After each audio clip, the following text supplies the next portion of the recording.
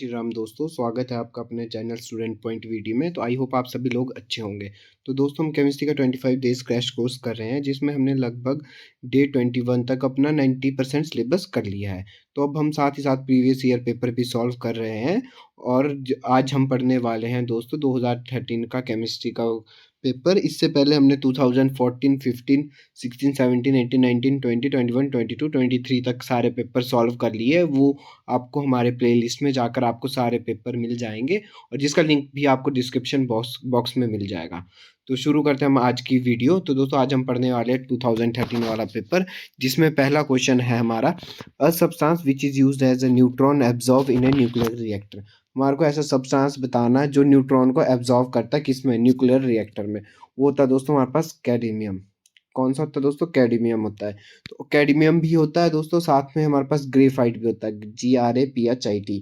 Graphite भी होता है, बेरिलियम भी होता है। दोस्तों सारे नाम याद कर लेने, कोई सा भी ऑप्शन में आ जाता है। बेरिलियम के साथ हमारे पास कौन सा होता है, बोरोन भी होता है। तो कौन कौन से कंपाउंड होते हैं, ग्रेफाइट, कैडमियम, बेरिलियम और बोरोन। ये सारे हमारे न्यूट्रॉन एब्जॉर्बर होते हैं, ठीक है दोस्तों। और यूरेनियम हमारे पास एज अ फ्यूल यूज करते हैं हम न्यूक्लियर रिएक्टर में। ये क्वेश्चन भी आया था HPTET में और इसका ऑप्शन होना था सी इज राइट आंसर।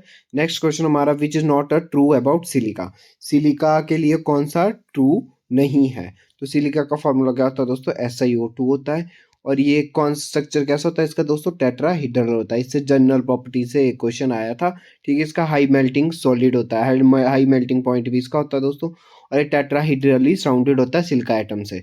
पर दोस्तों इसमें कोई भी डबल बॉन्ड नहीं, पर SI डबल बॉन्ड O2 नहीं होता, ठीक है। तो इसलिए इसका ऑप्शन क्या होना था, it involves SI double bond O। ये नहीं होता, तो इसलिए इट इज नॉट ट्रू है, ठीक है। ट्रू नहीं है हमारे किसके लिए, सिलिका के लिए। तो ऑप्शन नंबर सी इसका भी राइट आंसर होना था।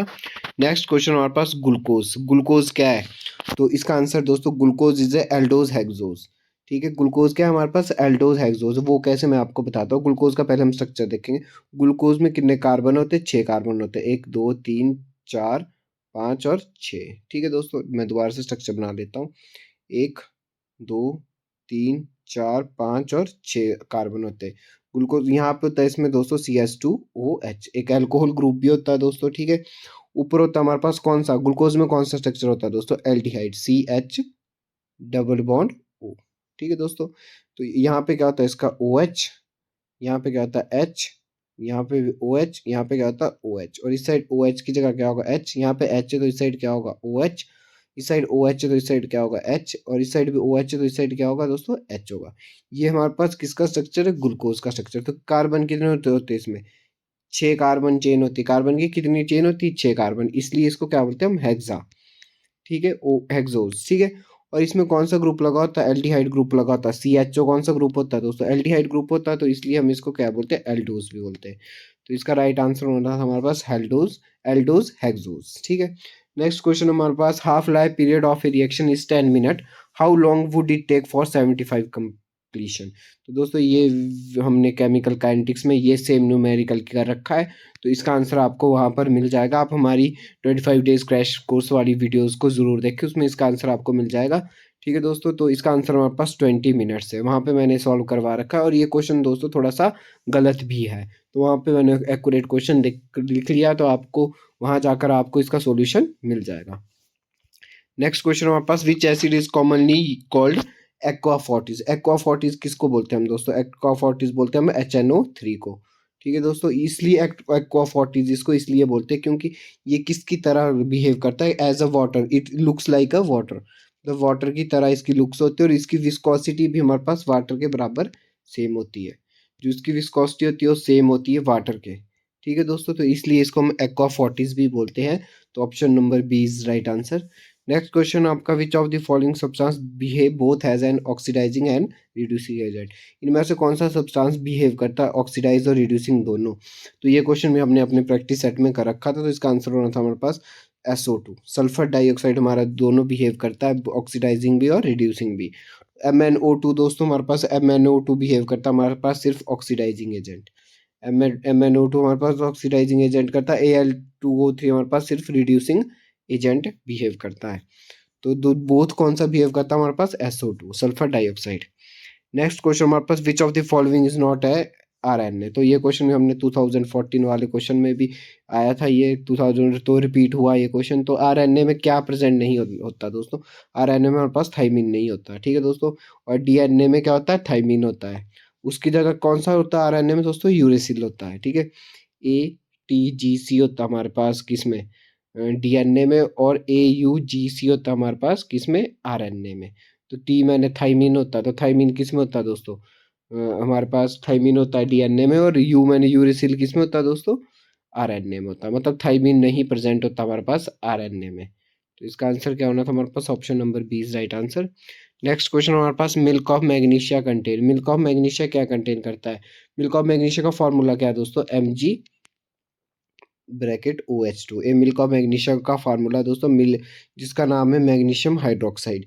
ये बिहेव करता है हमारे पास कैसे दोस्तों? Ant acid.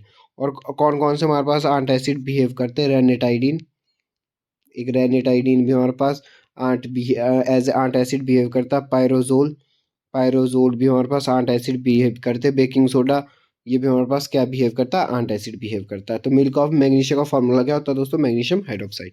नेक्स्ट क्वेश्चन हमारे पास, which of the following chemical is used on the tip of a match stick. Match stick की टिप पे कौन सा केमिकल लगा दोस्तों? यहाँ पे एलिमेंट नहीं पूछा, केमिकल पूछा है। अगर एलिमेंट पूछा तो रेड फॉस्फोरस इसका आंसर होना था। तो केमिकल पूछा तो कौन सा केमिकल होता है दोस्तों? पोटाशियम क्लोरेट होता है। कौन सा केमिकल होता है? पोटेशियम क्लोरेट, जिसका फॉर्मूला हमारे पास क्या होता है दोस्तों? KClO3। पोटेशियम क्लोरेट का फॉर्मूला क्या है दोस्तों? KClO3। इसको भी आप लर्न कर लेना, ये भी बहुत ज़्यादा इंपॉर्टेंट है। और KClO3 कैसे एग्जिस्ट करता है हमारे पास? ये एग्जिस्ट करता है हमारे पास एज अ ऑक्सीडाइजिंग एजेंट, ठीक है दोस्तों। नेक्स्ट क्वेश्चन की तरफ जाएंगे हम। नेक्स्ट क्वेश्चन हमारे पास, which of the following has highest calorific value. इनमें से सबसे हाईएस्ट कैलोरीफिक वैल्यू किसकी दोस्तों? तो इनमें से सबसे ज़्यादा हाईएस्ट कैलोरीफिक वैल्यू हमारे पास LPG की है। ये दोस्तों मैंने बहुत अच्छे से आपको फ्यूल वाले चैप्टर में अच्छे से करवा रखा है। इन सब की कैलोरीफिक वैल्यू भी आपको लिखाई थी। तो आप उन वीडियोज़ को एक बार ज़रूर देख लें। 25 डेज़ में हमने पूरा कंटेंट क्लियर कर रखा है दोस्तों, ठीक है। और अगर आपको क्विज़ चाहिए तो हमारा इंस्टाग्राम चैनल पे आपको डेली हम क्विज़ उस पे अपडेट करते रहते हैं दोस्तों। तो आप वहाँ जाके भी क्विज़ को सॉल्व कर सकते हैं।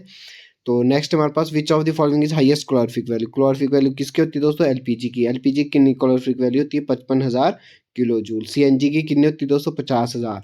और डीजल और पेट्रोल की कितनी होती है? 45,000 होती है, ठीक है दोस्तों। नेक्स्ट हमारे पास, separation of cotton from the seeds is called as.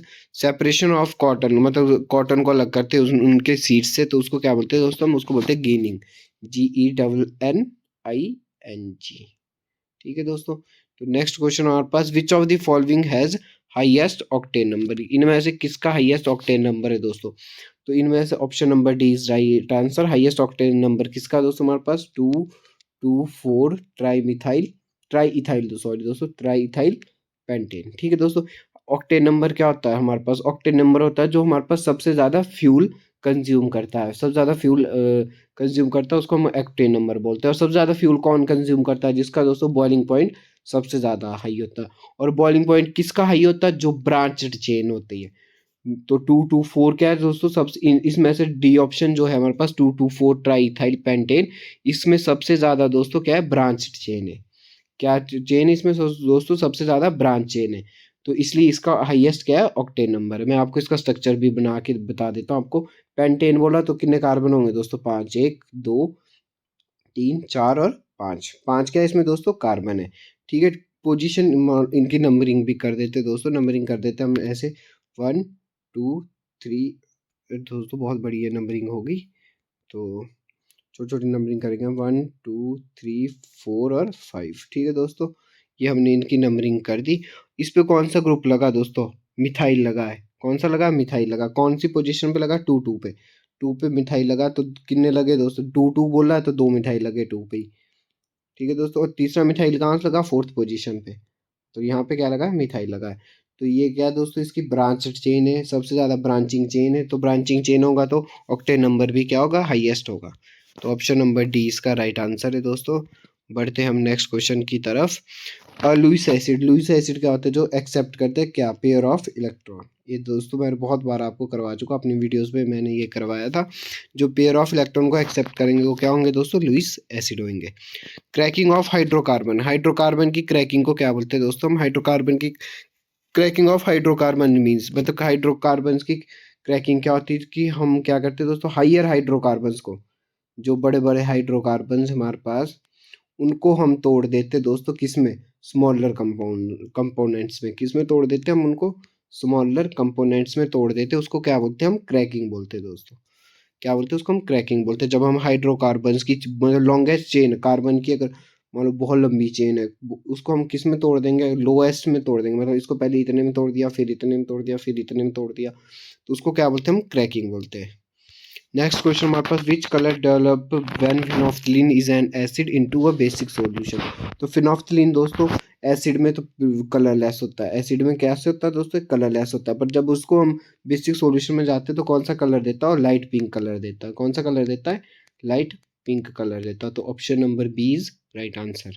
और non metal which act as a fungicides, तो फंगिसाइड हम एज अ इंसेक्टिसाइड पेस्टिसाइड भी यूज़ करते हैं। तो कौन सी मेटल यूज़ करते हैं हम, कौन सी नॉन मेटल यूज़ करते हैं हम उसमें, तो दोस्तों हम उसमें यूज़ करते हैं सल्फ़र। तो सल्फ़र हमेशा हम अपने घर में देखते होंगे जब भी आप पेस्टिसाइड्स लाते हैं उसमें सल्फ़र ज़रूर होता पड़ा, तो वो क्या होता है दोस्तों, एज अ फंगिसाइड एक्ट करते हैं।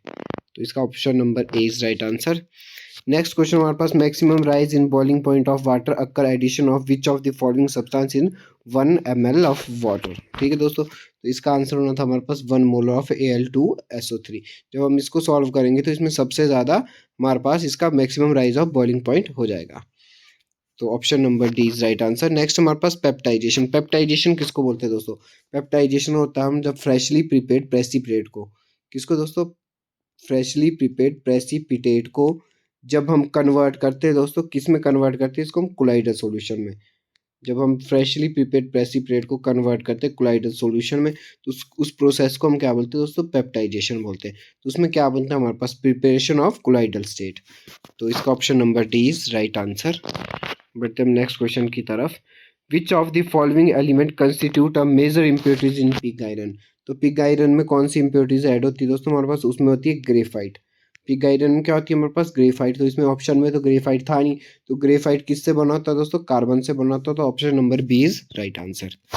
नेक्स्ट क्वेश्चन हमारे पास, which of the following species is aromatic. इन चारों में से कौन सी स्पीसीज एरोमेटिक है। तो एरोमेटिक को निकालने के लिए एक रूल था दोस्तों, 4n+2 पाई इलेक्ट्रॉन, जिसको हम क्या बोलते हैं दोस्तों, हक्कल रूल बोलते हैं। और एन का मतलब होता है इसमें नंबर ऑफ रिंग्स, कितनी नंबर ऑफ रिंग्स है। तो इन चारों में दोस्तों एक एक ही रिंग्स है, कोई डबल रिंग्स तो लगी नहीं है, एक ही रिंग है, तो इसमें एन कितना रहेगा, 1 ही रहेगा। तो जब हम दोस्तों पहले वाले को सॉल्व करेंगे तो इसमें कितने पाई इलेक्ट्रॉन आ जाएंगे, 4n+2 पाई इलेक्ट्रॉन होता है दोस्तों फार्मूला।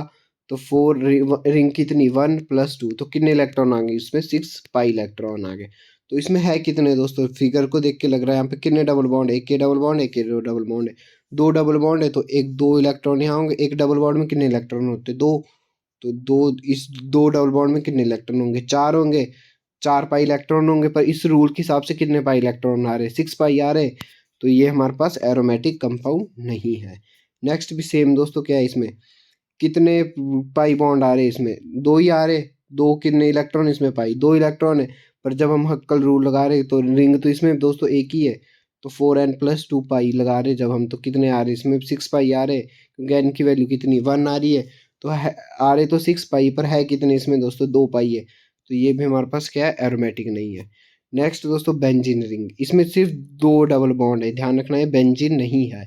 इसमें कितने बॉन्ड है, 2 डबल बॉन्ड है। तो इसका क्या होता है, 4n+2 पाई इलेक्ट्रॉन, तो रिंग कितनी, एक है, तो 4n+2 कितनी आ गई दोस्तों, इसमें 6 पाई इलेक्ट्रॉन आ गए। तो इसमें कितने डबल बॉन्ड है, 2 ही डबल बॉन्ड है, तो 2 डबल बॉन्ड का मतलब कितने इलेक्ट्रॉन इसमें, 4 पाई है। पाई कितने दोस्तों, 4 पाई इलेक्ट्रॉन है। तो ये भी पॉसिबल नहीं है। पर बेंजीन रिंग अगर होती, बेंजीन रिंग क्या एरोमेटिक कंपाउंड है, पर इसमें कितने बॉन्ड होते दोस्तों, 3 डबल बॉन्ड होते, 3 डबल बॉन्ड होते। तो इसका रूल देखो दोस्तों, 4n+2 पाई भरो दोस्तों, तो कितना आएगा, 6 पाई आएंगे, क्योंकि नंबर ऑफ रिंग कितनी, 1 है, एन की वैल्यू कितनी, 1 है। तो इसमें भी दोस्तों अगर हम ऐसे देखेंगे तो 6 पाई इलेक्ट्रॉन आ रहे हो, पर ऐसे कितने इलेक्ट्रॉन इसमें, 2, 2 4 5 और 6। ठीक है, एक डबल बॉन्ड में कितने इलेक्ट्रॉन होते हैं? 2 होते हैं, तो 2 2 3 में कितने होंगे? 6 होंगे। तो ये वैसे भी एरोमेटिक कंपाउंड है। जो ये इस रूल को फॉलो करता 4n+2y को, वो क्या होता है? एरोमेटिक कंपाउंड होता है, जिसको हम हक्कल रूल भी बोलते हैं। तो इसमें तो दोस्तों दो ही डबल बॉन्ड है, तो ये भी हमारे पास एरोमेटिक नहीं है। ये वाला दोस्तों, इसमें क्या है? इसमें दोस्तों हमारे पास 6 पाई इलेक्ट्रॉन आएंगे, पर जब हम वैल्यू भरेंगे तो इसमें कितने आ रहे हैं? 4 पाई आ रहे हैं। पर इसमें दोस्तों क्या निशान लगा? एक नेगेटिव साइन लगा, तो नेगेटिव साइन का मतलब इसमें 2 और इलेक्ट्रॉन एक्स्ट्रा है। तो इसमें ये क्या फॉलो करता है? हमारे पास हक्कल रूल फॉलो करता है। तो option number C is right answer. इस नेगेटिव साइन की वजह से हमारे को क्या पता चला कि इसमें 2 इलेक्ट्रॉन एक्स्ट्रा है, तो इसमें कितने इलेक्ट्रॉन बन गए? 6 पाई बन गए। और जब हम इसको 4n+2 करके भी सॉल्व करेंगे तब भी कितने बनेंगे दोस्तों? 6 ही बनेंगे। तो इसीलिए ऑप्शन नंबर सी इसका राइट आंसर होना था। बढ़ते हम नेक्स्ट क्वेश्चन की तरफ। Which of the following statement is true? इनमें से कौन सी स्टेटमेंट ट्रू है? तो all geometrical isomerism R D isomers. जितने भी ज्योमेट्रिकल आइसोमेरिज्म है वो डी आइसोमर्स होते हैं। ये तो दोस्तों सही है, तो ऑप्शन नंबर फर्स्ट ही सही है। पर all D isomers are not are a geometrical isomerism, ये गलत है दोस्तों। हर एक डी आइसोमर ज्योमेट्रिकल आइसोमेरिज्म नहीं होते, पर जितने ज्योमेट्रिकल आइसोमेरिज्म होते हैं वो सारे क्या होते हैं दोस्तों? डी आइसोमर्स होते हैं। तो option number A is right answer. Next question हमारे पास, correct order of acidic strength is. हमारे को इनमें से correct order of acidic strength बतानी थी। तो इसमें दोस्तों 4 कंपाउंड दिए। पहला कंपाउंड हमारे पास क्या कि फिनोल पे क्या लगा है? यहाँ पे NO2 ग्रुप लगा है। दूसरा कंपाउंड है हमारे पास क्या दोस्तों? फिनोल, मतलब सिंपल बेंजीनिंग पे क्या लगा? OH। तीसरा कंपाउंड है हमारे पास मिथेनॉल, CH3OH। और चौथा कंपाउंड है हमारे पास क्या दोस्तों? वाटर। तो ये इसकी एसिडिक स्ट्रेंथ भी है। सबसे ज़्यादा एसिडिक कौन सा होगा दोस्तों? NO2 होगा। क्यों होगा? क्योंकि इसमें कौन सा ग्रुप लगा दोस्तों? इलेक्ट्रॉन विड्रॉइंग ग्रुप लगता है। इलेक्ट्रॉन विड्रॉइंग ग्रुप लगा है, तो जब ये H पॉजिटिव यहाँ से लूज करेगा, जब ये अपना H पॉजिटिव, मैं यहाँ पे स्ट्रक्चर बना देता हूँ। ये क्या था? O नेगेटिव, और यहाँ क्या था? NO2 था दोस्तों। यहाँ से OH था पहले, यहाँ पे तो हमने क्या कर दिया? इसका H रिमूव कर दिया। तो एसिडिक क्या होते हैं? जो सबसे ज़्यादा H पॉजिटिव रिमूव करेंगे। ठीक है दोस्तों, तो यहाँ पे क्या होता है? नेगेटिव साइन आ जाता है, तो इलेक्ट्रॉन विड्रॉइंग का काम क्या होता है? ये नेगेटिव साइन अपनी साइड खींच लेता है दोस्तों। तो ये क्या बन जाता है? स्टेबल कंपाउंड बन जाता है। पहले क्या था? ये अनस्टेबल था। पहले जब यहाँ पे OH लगा था तो अनस्टेबल था, तो अनस्टेबल से वो किसकी तरफ को गया? स्टेबल की तरफ को करेगा। वो कैसे स्टेबल की तरफ को गया? जब उसने H पॉजिटिव लूज किया। तो जो H पॉजिटिव ज़्यादा लूज करेगा वो क्या होगा? एसिडिक होता है। तो इसलिए इसका आंसर क्या होना था? ये सबसे ज़्यादा एसिडिक हुआ। दूसरे पे दोस्तों फिनोल हुआ। दूसरे पे कौन सा हुआ? फिनोल हुआ। तीसरे पे दोस्तों ये बहुत ज़्यादा इंपॉर्टेंट है, मिथेनॉल और वाटर में, मतलब CH3OH और वाटर में कौन सबसे ज़्यादा एसिडिक होता है? तो CH3 कौन सा दोस्तों? इलेक्ट्रॉन डोनेटिंग ग्रुप होता है, CH3O नेगेटिव और H पॉजिटिव। ठीक है दोस्तों, तो इनमें से सबसे ज़्यादा एसिडिक कौन सा होता है? CH3OH सबसे ज़्यादा एसिडिक होता है। तो ऑप्शन नंबर सी इसका राइट आंसर होना था। ठीक है दोस्तों, मिथेनॉल और वाटर में कौन सबसे ज़्यादा एसिडिक होता है? मिथेनॉल होता है। तो नेक्स्ट क्वेश्चन हमारे पास, secondary structure of protein is determined by. Secondary structure of protein को कैसे हम डिटरमाइंड कर सकते हैं दोस्तों? तो ये तो सिंपल सा क्वेश्चन था, हम बाय हाइड्रोजन बॉन्डिंग की तरफ है। वैसे सेकेंडरी स्ट्रक्चर ऑफ प्रोटीन्स कौन कौन से होते हैं दोस्तों? एक होता है हेलिक्स स्ट्रक्चर, वो भी दोस्तों उसमें हाइड्रोजन बॉन्डिंग होती है। दूसरा होता है दोस्तों beta pleated structure, beta PLEATED, spelling देख लेना दोस्तों। बीटा प्लीटेड स्ट्रक्चर भी हमारे पास क्या होता है? हमारे पास सेकेंडरी स्ट्रक्चर होता है किसका? प्रोटीन्स का। तो दोनों में ही हाइड्रोजन बॉन्डिंग होती है। तो बढ़ते हैं हम नेक्स्ट क्वेश्चन की तरफ। Max Planck developed by. Max Planck किसने डेवलप किया था? क्वांटम थ्योरी का कॉन्सेप्ट है दोस्तों, तो इसका option number B right answer होना था। नेक्स्ट क्वेश्चन हमारे पास, most abundant element in earth crust. तो मोस्ट एबंडेंट एलिमेंट कौन सी अर्थ क्रस्ट में? ऑक्सीजन दोस्तों। और अगर मोस्ट एबंडेंट मेटल पूछा होता है यहाँ पे, तो क्या आंसर होना था? एल्युमिनियम होना था। एलिमेंट पूछा तो कौन सी दोस्तों? ऑक्सीजन। तो option number A is right answer. Next हमारे पास SF4 मॉलिक्यूल्स। तो SF4 मॉलिक्यूल्स का स्ट्रक्चर कौन सा होता है दोस्तों? डिस्टॉर्टेड, TORTED, डिस्टॉर्टेड टेट्राहीड्रल होता है। क्योंकि इसमें हाइब्रिडाइजेशन कौन सी होती है दोस्तों? sp3d2। मैंने हाइब्रिडाइजेशन आपको बहुत अच्छे से करवा रखी है अपनी वीडियोस में, आप उसको एक बार ज़रूर देख लेना। तो SFO4 मॉलिक्यूल्स की हाइब्रिडाइजेशन क्या होती है दोस्तों, sp3d होती है। सॉरी दोस्तों, D2 लिखा मैंने, sp3d इसकी हाइब्रिडाइजेशन होती है।